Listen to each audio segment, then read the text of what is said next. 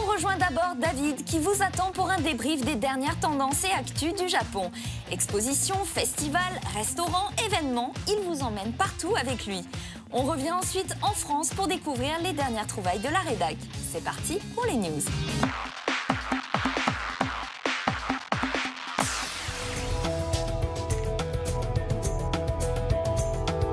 Konbanwa, salut à tous. Aujourd'hui, nous sommes à Tokyo dans le quartier d'Ikebukuro et je vous emmène dîner dans une collaboration entre la chaîne de restaurants Sweet Paradise et l'animé Bungo Stray Dogs.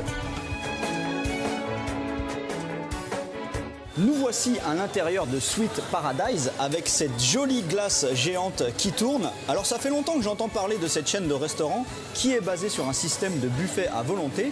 Et le premier tarif est à 1530 yens, c'est-à-dire que pour 12-13 €, vous pouvez vous empiffrer à volonté.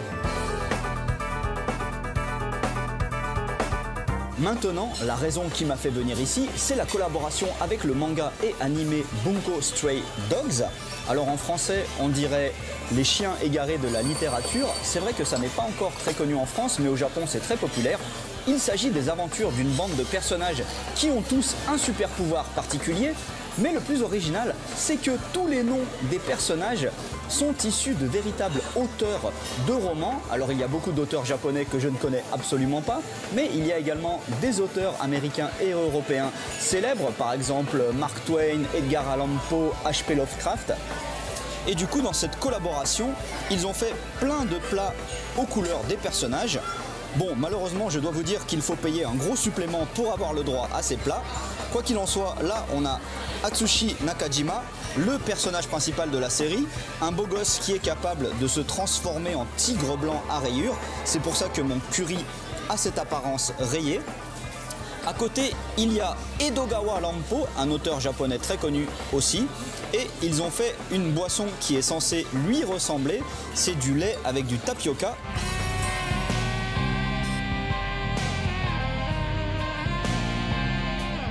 Ensuite, j'ai encore dû payer un supplément pour avoir un dessert spécial collaboration.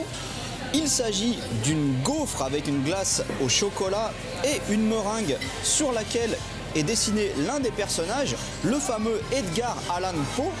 Et dans la série, son ami est un raton laveur qui s'appelle Karl. C'est pour ça que derrière la boule de glace au chocolat, je ne sais pas si vous voyez bien, il y a une petite queue qui rappelle celle de l'animal. Voilà, bon j'avoue, niveau qualité, c'était pas terrible, mais bon, c'est souvent comme ça pour les buffets à volonté pas chers, mais là le problème c'est qu'il faut payer des suppléments pour les plats en collaboration, donc au final ça revient assez cher. Par contre, si vous ne connaissez pas encore Bungo Stray Dogs, je vous le recommande chaudement. Allez à plus, bien, mais...